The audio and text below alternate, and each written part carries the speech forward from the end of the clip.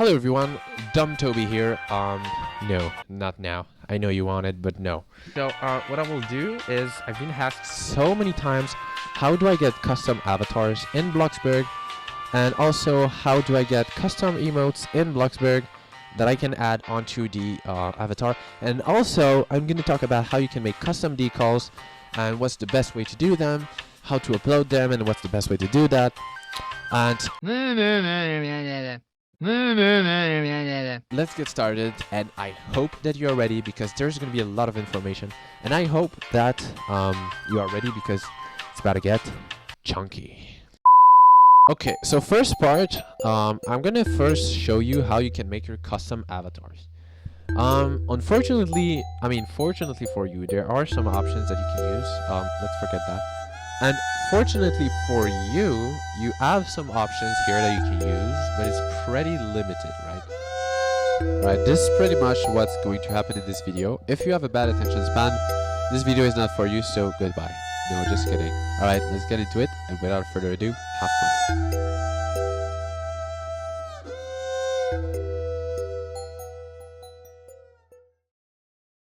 It's kind of only sponsored stuff from Bloxburg, and there's not really options for layered clothing, right? If you have an avatar like me.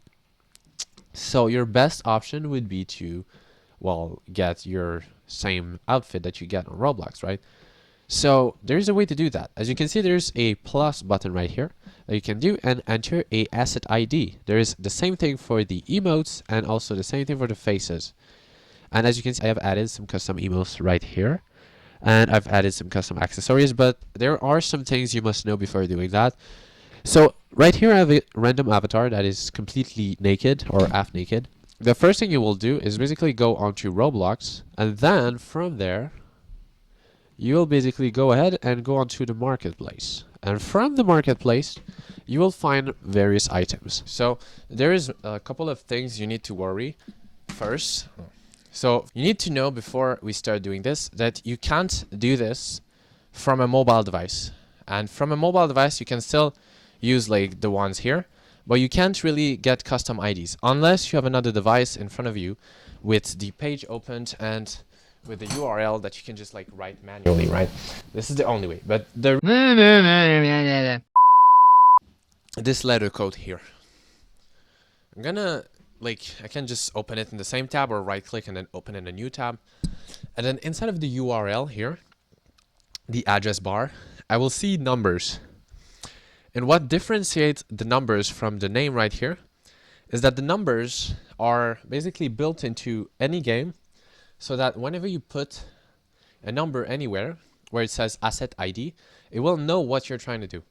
So if I go ahead and go here and click this and Control V to paste, it will basically put the shirt on me, right? Like you would do in Roblox.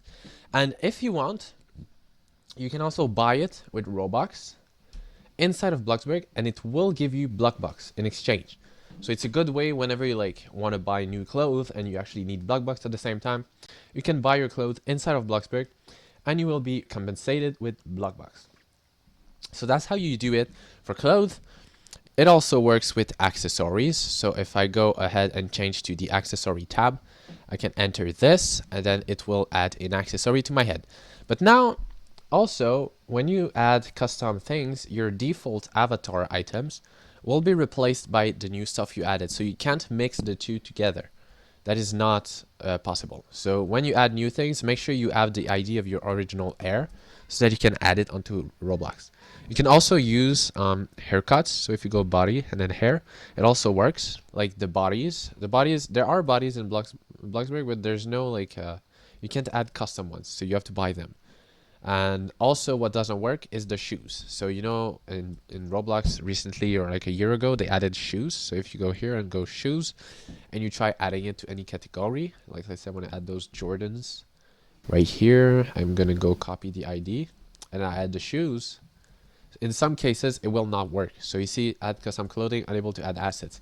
And for the animation it works the same. So you go here and then you choose animations, and then instead of bundles you choose emotes, and then let's say I want to get this I guess Let's get the Chozo animation. I don't know what that is. You copy the ID, and you go here in this tab, and you go add custom emote, and you do this. And now you will see it will be added.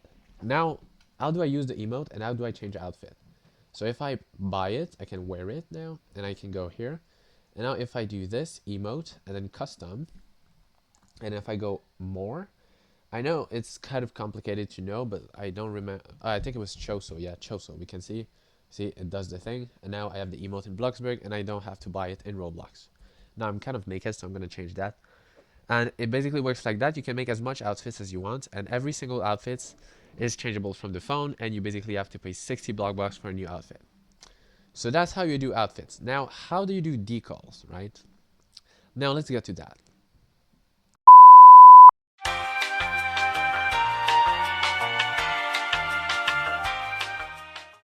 This is going to be about how you can, well, add custom decals onto your builds, right? And if you've seen my previous videos, you know how much time I spent making decals. It is very important that you make good decals. And to do that, I will show you how. Now, I will assume that you are a complete beginner, you've never used Roblox Studio, and I will show you that first. But there's always a better way, and it's never easy. So if you're ready to take that step to have good quality decals with good customizability, that will take you a little bit more time to learn, but that will end up looking better. Well, there's 3 things you must know. First, what software you use to design your things. Because if you use Paint, I guess you could, but it's kind of hard to make good stuff, like align stuff together. It's basically just a basic software to, like, I guess that just exists on Windows, or if you use Mac, you could just like use any other software on Mac. But right now I'm going to show you the most universal way to do this. Now, if you are a Windows user or a Mac user, there are more chances that you've ever heard of Canva, right? Canva is the most known software to design, and it helps you a lot through your design. And recently, Canva has bought Affinity Photo, which has been the only and the biggest competitor to Adobe Photoshop for a long time. And now it's owned by Canva, and it is free. So if you just want to make simple stuff, like let's say I want to create a new thing, I will make a custom size. Let's say I get my decal, and I just make a random stuff, and it works, right? Well, that doesn't really work like that. So first you got to do is go ahead and find the decal you want. Normally what I use, let me just place a wall so you understand. Now if I go here into decorate, and then decoration, and then frames, I will see the little purple thing here. There is square double two-sided decal. There's square decal. What it does to this one is that you can see like there's a little gap in between. You can see it's like kind of gapped out, and you can see there's like, you can't see the other side. And it is good if you want to make something transparent, but if you want to make something with borders, your best way is to use the two-sided decal, because if you look, let me just put a blank square here. White. Actually, this one here. Oh, that's actually what I need. White. If you just search for white, like this, and you put this white on this one as well. We can see here, this one has a little border, and it adjusts with your decal. So if it's red, it's going to be red. But this one only has a blank image. So your best option if you want to make something that has some depth to it, and if you want to make like a picture frame, you can use the two-sided decal. And if you want to simply make just a decal like a PNG image, you could use this one. So now I'm going to go back to Canva, okay? Now let's say we want to make a, I guess, a little logo for a store. I guess I could use the advanced placement to basically resize. Okay, I will skip this yapping part. So you can use inches or millimeters just to make it bigger. 10 by 5 is something like, and if I convert it to pixel, you see, yeah, it converts back to pixel. I can create a new design, and I can see I am right in Canva, and I can basically add whatever I want to it, and I'm going to be having this. Well, this is a good way, but I don't really like using Canva. I don't know why I've always had a fight with it. Now, you have Affinity. It's basically like Photoshop. I'm not going to go into it because that's not what I use, but you can basically try to learn it or use Photoshop or any other software. But this is not what I use. What I use is Figma. Figma is a software that I've used for 7, even like 8 years now. I was there like when this software.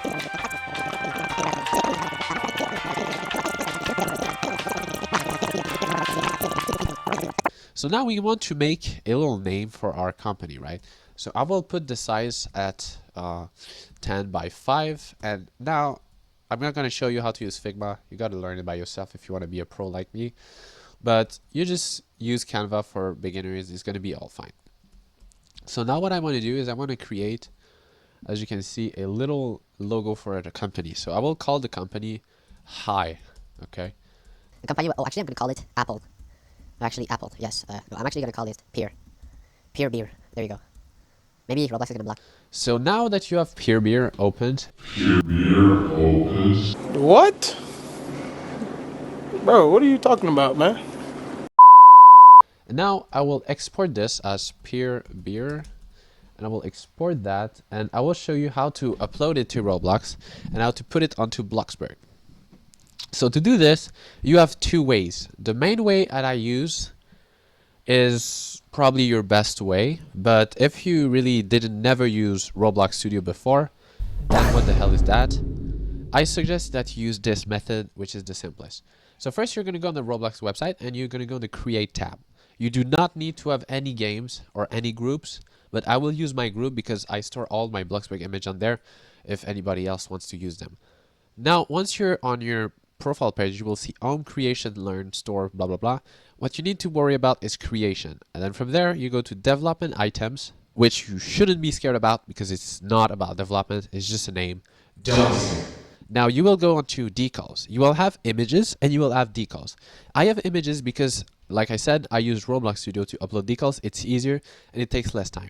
But for you, you're going to use decals. And the good thing with decals is that you can delete them. You cannot delete images. As you can see, there's no delete options. So once you upload images, they stay there forever. But for decals, you can archive them and organize your thing however you want. You see? Now I will upload a new image, and you can upload.